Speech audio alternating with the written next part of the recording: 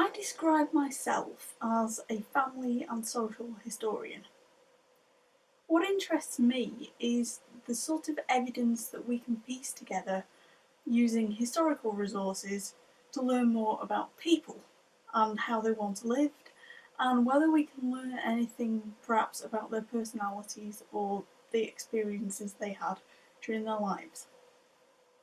So in this case, I wanted to investigate the people who owned and managed Primrose Mill.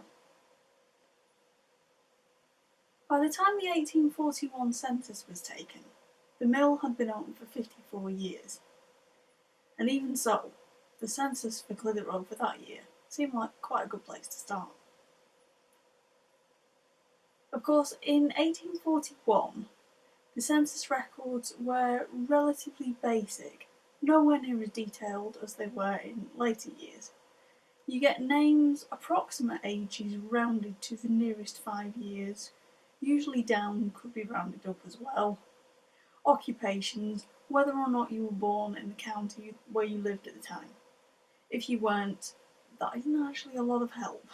But studying the census records for the Primrose area of Clitheroe, I spotted two households that give us some insight into the town's industry 180 years ago.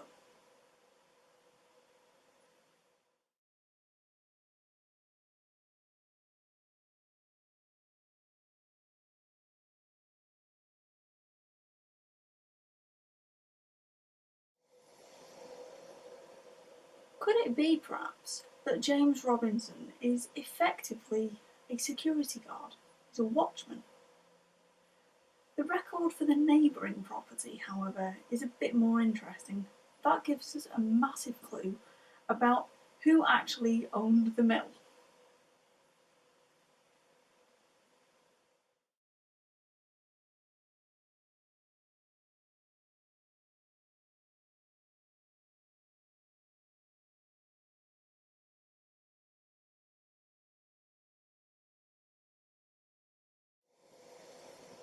From what we can see here, it looks as though James Thompson and his family are prominent figures.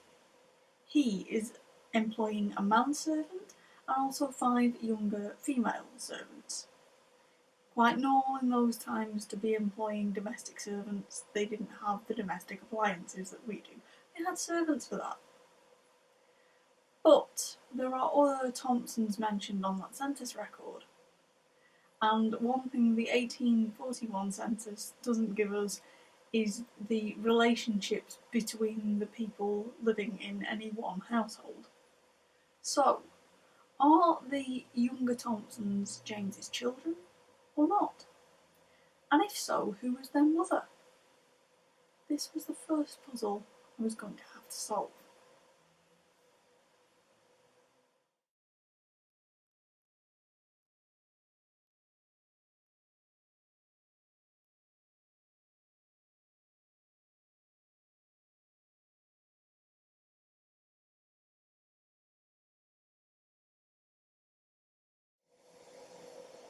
Another thing that struck me is that the name Thompson isn't exactly rare. How was I going to know that I was looking at the right family? In cases like this, one strategy that I find really useful is to look at who is in the family group or the household or whatever other information I've got and focus on the person who has got the most unusual forename. That can be really helpful. In 1841, we've seen that James Thompson, aged 62, is living with 3 other Thompsons, including 25-year-old Cecilia. So in this case, 3 things are already working in my favour. A search of the parish records for St Mary Magdalene's Church in Clitheroe proved that the family did seem to attend that church. They did have the babies baptised there, including Cecilia. She was baptised after 1813, which is even more useful because it's in an Anglican church, and that was the point in time from 1813 onwards was when they started using those pre-printed parish registers that allowed a space for the family's address, parents' names, and also the occupation of the father. What was even more helpful than that is that transcriptions were available online. It's not guaranteed, but it is a really big help. It makes things a little bit quicker. So from that information, I could create a basic family tree, including the names of James's other children.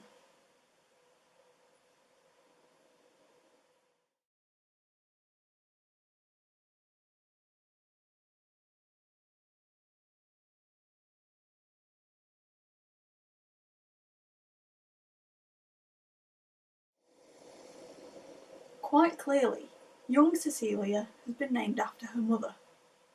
We've got a really useful clue there that means we can look for the marriage between James Thompson and a woman called Cecilia. Unfortunately, by expanding the geographical range of my search a little bit, I was able to find them not too far away.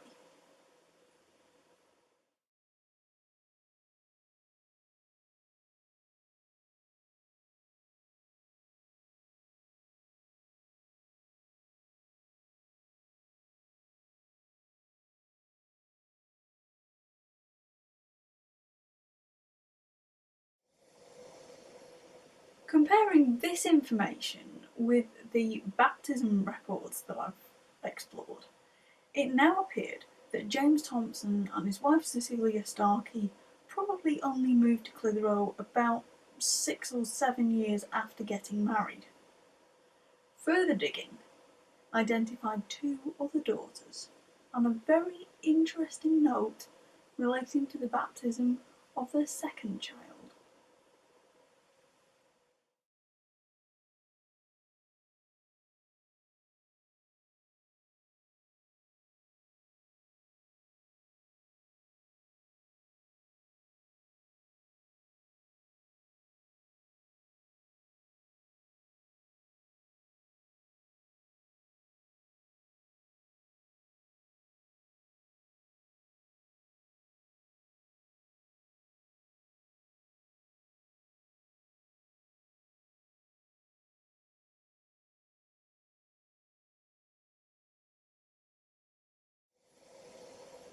But it was a newspaper announcement of James and Cecilia's wedding that made everything make even more sense.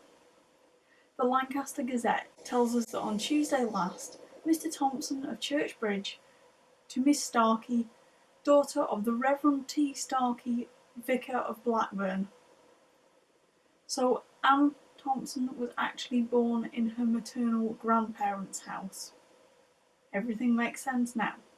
Maybe her mother Cecilia wanted her own mother's support during what may have been a very painful and scary time. The baptism registers for Blackburn also confirm that Thomas Starkey, the Vicar of Blackburn, and his wife Anne had their daughter Cecilia baptised on the 17th of March 1786.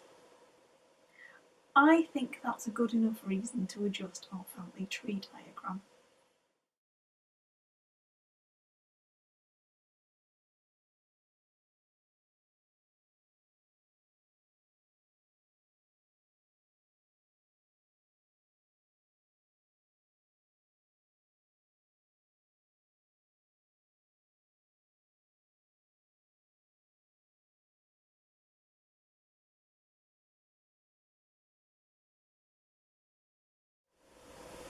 All in all, the various baptism records show that James and Cecilia had 7 children. So what happened to them? Fortunately, we can pick up their story just over 6 months after the 1841 census was taken.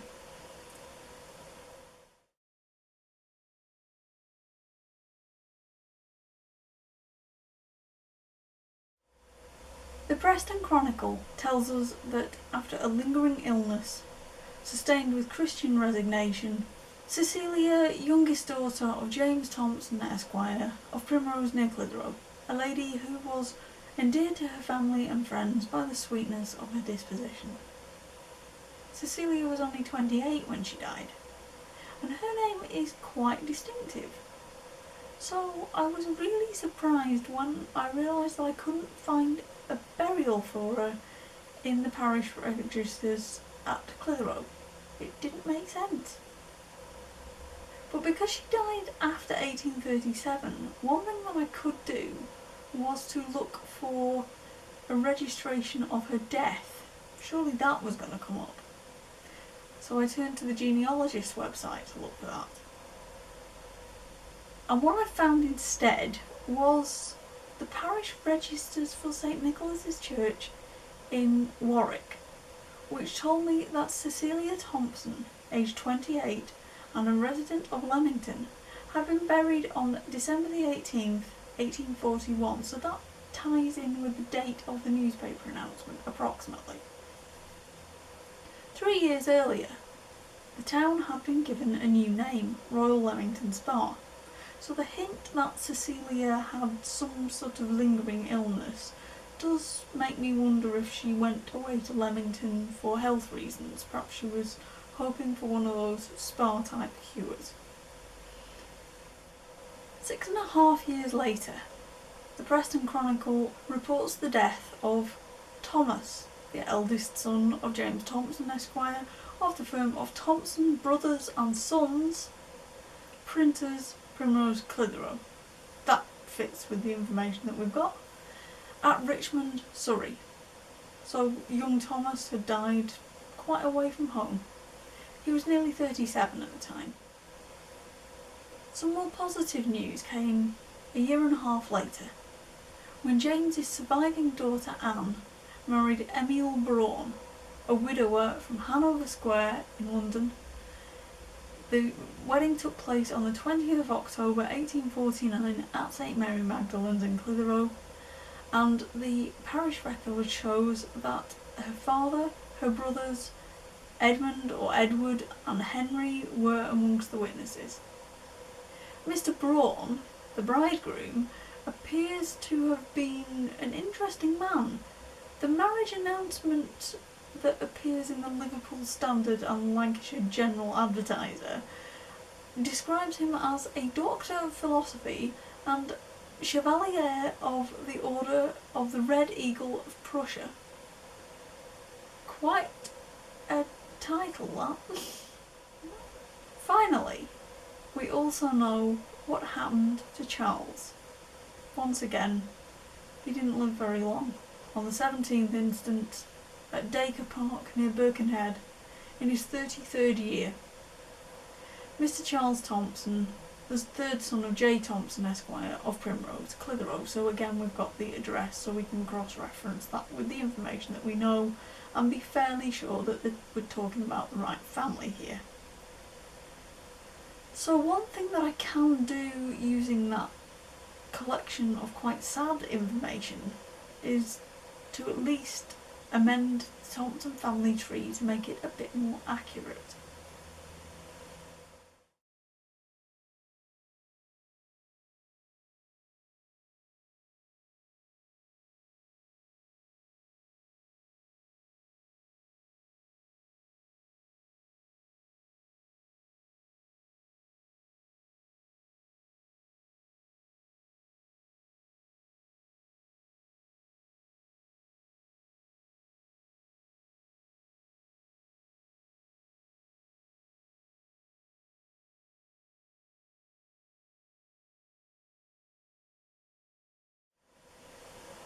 Hopefully that's built up a nice picture of who was who in the Thompson family and how they were all connected. There were quite a few of them. So to redress the balance, in the next part of this series I'm going to look at what I can find out about actual working life there. And there are going to be some interesting and surprising experiences along the way. That much I do promise you. And that video will be available in the not too distant future. Hope you enjoyed this one. Thanks for listening.